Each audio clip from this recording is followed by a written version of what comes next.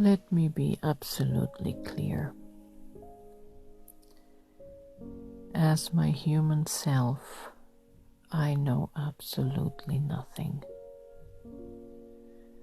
I am just here trying to make sense of this life and trying to find the path of least resistance for my soul. I'm trying to be like water, and instead of living my life, I am surrendering to life living me. And you might say, well, what's the difference? There's a big psychological difference in whether you live the life or life lives you. And for me, in allowing life to live me, it takes off the pressure of having to perform, having to bear the responsibility. And the responsibilities and the demands, most of them unspoken, are many in our world, in our society, because everything is propelled by fear. Mind you, a lot of people have their fear disguised as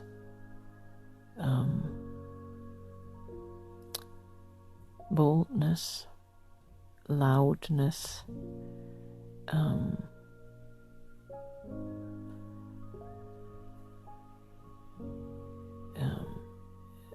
some they might even show it as achievement.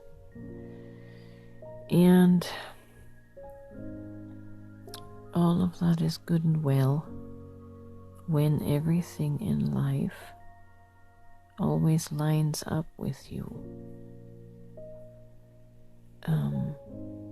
And life is fun and life is easy. And when you have found the secret to fixing all your obstacles,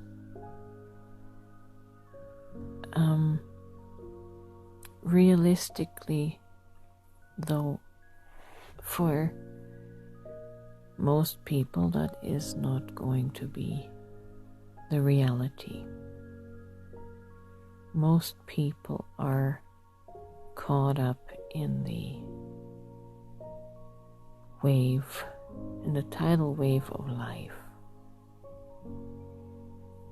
And take, for instance, that a physical limitation might show up that changes the landscape.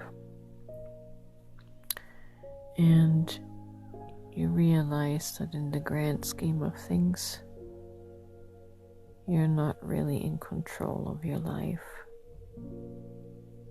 That something greater than your human self controls you. And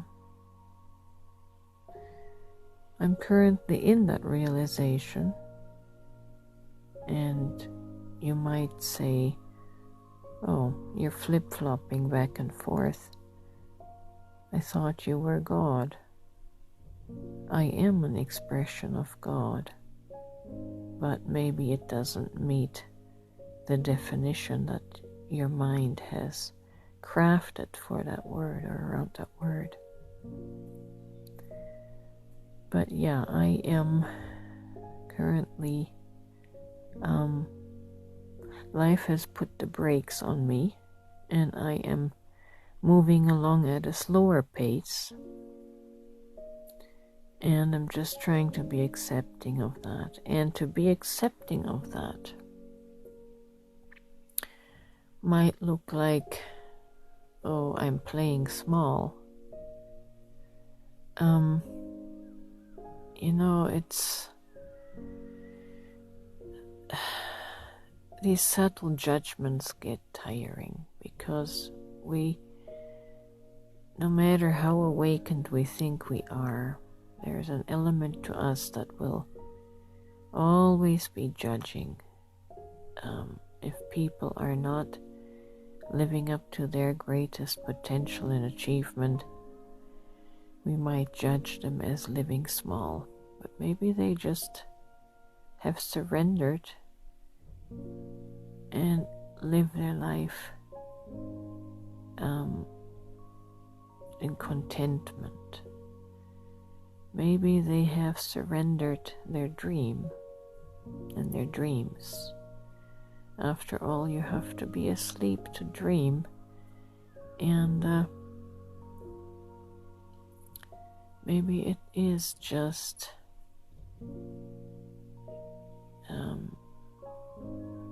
that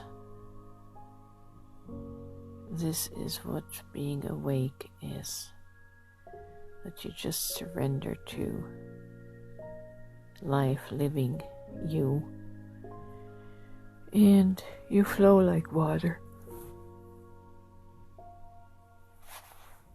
and you don't have those ambitions anymore. You're not chasing success anymore. Because what really is success in this life of matter where nothing is permanent, what is success in a space where permanence is non-existent and transformation is always ongoing? What is true success? And I'm still in the process of figuring that one out. But for the time being, I am simply surrendering to what is, and maybe not try to bend the rules, not try to manipulate and bend what is, and maybe this is my empathic heart again, reaching out to all those people that appear to be victims of circumstance, appear to be victims of life.